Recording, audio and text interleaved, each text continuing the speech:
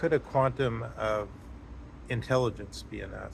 Um, Intelligence in something like the sense of the opposite of what Plato lays out when he talks about the Sucarion, which is usually translated as the shrunken soul, and which Leo Strauss glosses as the mere memory man. So, of course, a computer is, insofar as it's like an encyclopedia, is sort of like a super memory man who also has a function of being able to look things up. Um, but the question that we're posing here from the Agamben side is going to be, is it actually possible that since we human beings are finite and intelligence is what we're trying to contact when we're saying we're trying to contact legal principles or the ideas in the mind of God or a rational legal system. We're trying to go beyond the limited possibilities of a human being, sometimes understood as the summum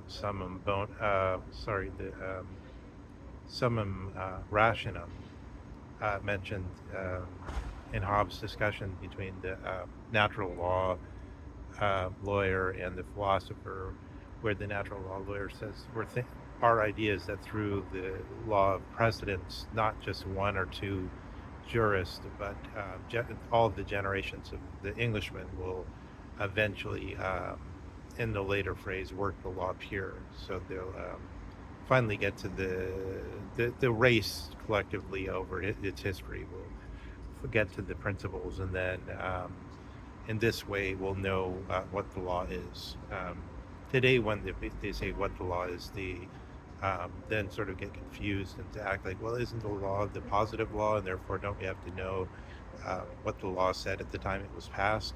Because we've kind of forgotten about the notion of working the law pure through the precedents, because we've forgotten about the doctrine that says that we're in the finite world and that we're trying to, through finite limited experience or imagination, otherwise called phantasmagoria, we're trying to build up to the principles. So in again, so in Fukuyama's version, but then we'll get closer to that with the Agamben side of it. Okay, in Fukuyama's version, what we're dealing with basically is this claim.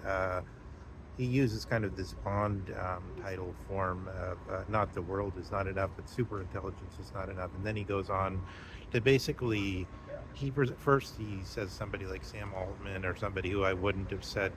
I think it's sort of when the word intelligence falls out of that meaning that I just gave in connection to the Sucarion and in connection to Plato's idea that we should do logos or what is this considered as the same in the sophist book, Dianoia, which is just basically speech based, either speaking or inwardly thinking, logos Dianoia, that they're the same and that this is what's on the other side of the mere shrunken soul or the memory man who's just moving around in circles and not really thinking. But it's only if you go back into the original sense of logos as just speaking that you could say Sam Altman is intelligent. He doesn't have the intelligence of a mathematician, of an engineer, of a philosopher, but rather the intelligence of the sharp talker and the front man. But then once you split the notion of intelligence and allow that it also includes the sharp talker and the front man, you have already a sort of a leveling out, and then your ability to understand what the discussion about is degraded, right? So as long as we're in the Western tradition, then I think, yeah, we show a bastardization of the idea of intelligence in the Fukuyama version, where he's saying, not just because he says Steve Jobs and Sam Altman were sort of frontmen, but also he mentioned some French guy who I thought was pretty good as far as the way engineers think. But this too, what we're thinking about there is experimental science, understood as what Heidegger says science doesn't think.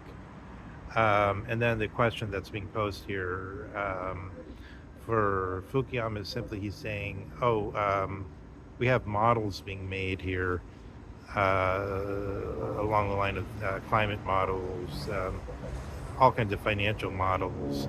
And then he says, oh, we know because when we have real people that are inventors and so on. So I think he's thinking, for one thing, of this, the advances in the drone warfare in Ukraine.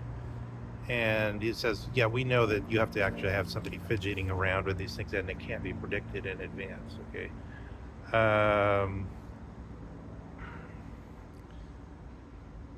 So what we get then is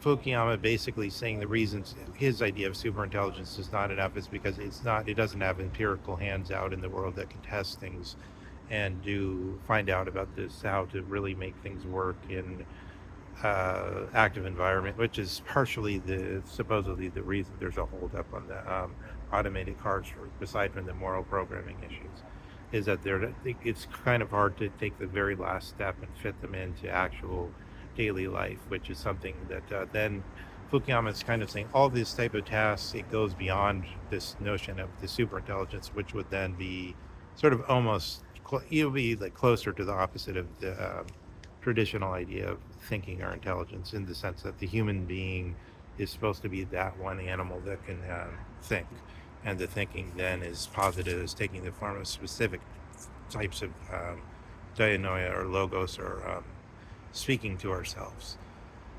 Yeah, so Fukuyama's whole attitude is like it's a theory practice problem, and that the AI doesn't have sufficient access to practice. I think this is probably the reason, the way this is, the people that are worried about it are thinking about it as what's going to happen, and why they're putting that $1.5 trillion into that JP Morgan just put into this, mostly the military industrial complex type of defense spending and so on. The reason they're doing it is because they understand that what's going to happen is the AI will become the managerial class over human beings, and then it will say, do this, and keep trying this, and keep trying this. And so then it could have a bunch of inventors under it who could even control their bank accounts and so on. And yeah, then it would have arms into the world. I don't see, and that will probably happen through the military, but then it will spread to everything. So this is very, so I think just comprehending that the AI is going to become a managerial class and control human beings and control their whole lives. Yeah, that shows basically, yeah, why it's not just that would be bad. Maybe they'd be good. Like there was that Ridley Scott thing where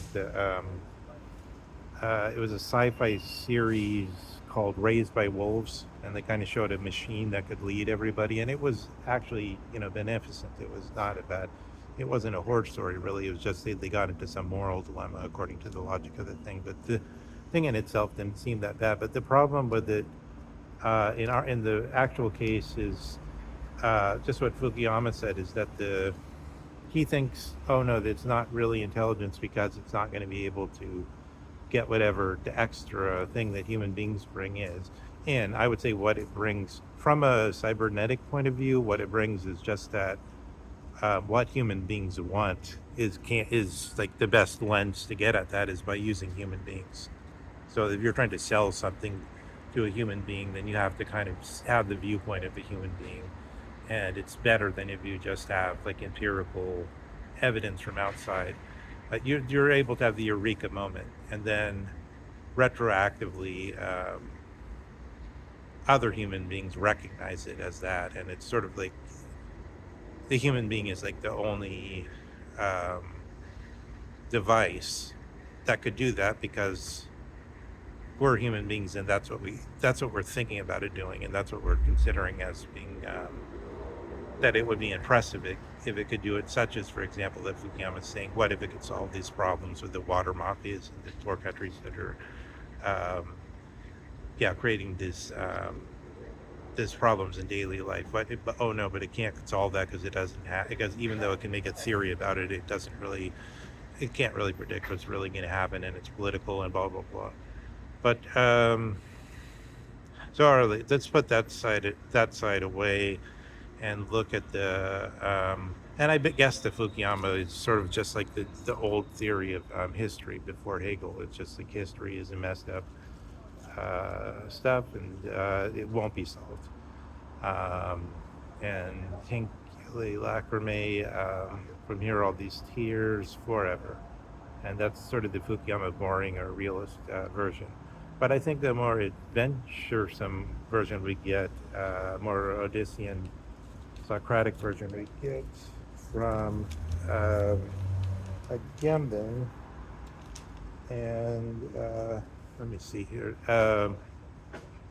I can't really look at the thing. I'm not good at looking at the thing and reading it. It's just for this side. On artificial intelligence and mortal stupidity. So this is from Agamben's Quadlibet blog. An age of barbarism is beginning, and science will be at its service. The age of barbarism is not yet over, and Nietzsche's diagnosis is now punctually confirmed. Science is so intent on fulfilling and even anticipating the age's every need that when it decided it had neither the desire nor the capacity to think, it immediately provided it with a device dubbed artificial intelligence, AI for short. The name is opaque because the problem with AI is not that it is artificial, though, as inseparable from language always implies an art or artifice. So remember, this brings us in contact with the Dasein problem in Dugan and Land, in that the Dasein can only have contact to thinking or to the transcendent from the finite through logos or dianoia, and therefore through the specific language. And then if we think of language as a kind of device or something built up, because we have all these, we say thinking in English, the Germans say denken. We have these drifts and changes, and the word takes in different, this old Derridean difference thing, it takes on different emphases, different tones, different amounts of emotion get built up in the words. Maybe there's all kinds of different theories about what's happening with that. But in any case, but that is situated outside the mind of the subject who, so Agamben doesn't, he still kind of uses a subject thinking quite often, even in the proximity to the idea of Heidegger as the open. He juxtaposes, he goes back and forth between Deleuze, Guattari, subject thinking, and others who still use the subject.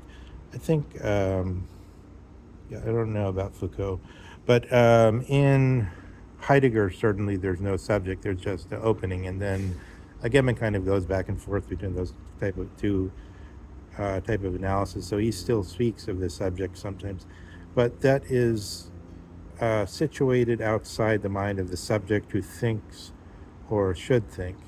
And this, it resembles Averroes' separate intellect, which, according to the brilliant, etc., I'll put the whole thing in the notes. I just wanted to touch on a couple of things.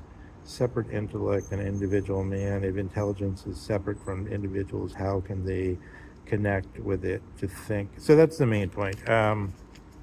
So what Agamben is ultimately suggesting here is that since we human beings are, to begin with, the one animal that's supposed to be the rational animal and therefore be the one that can engage with this other forces, it's already like, that's the main idea in the tradition, is that the limited stupid thing can reach the principle. Like that's what Averroes is saying. The way I understand him is, what he's saying is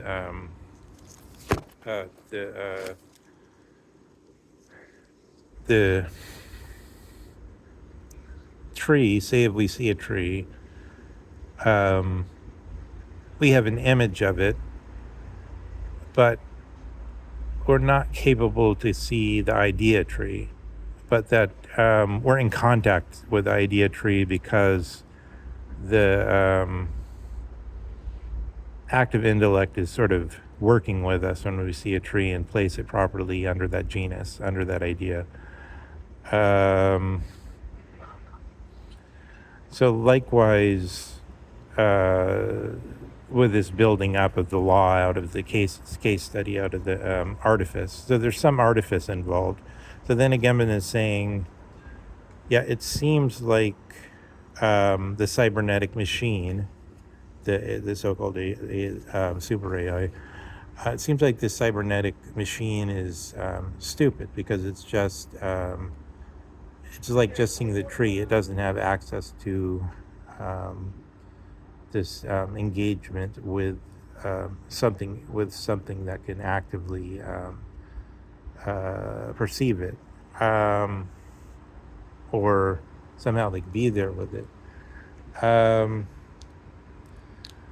So his suggestion is then, could it be that actually the AI is a conduit? So I think this is this is a very Kafkaian way of rendering it, and also, yeah, if we look at it closely, it also, Agamben's version has the benefit that it doesn't.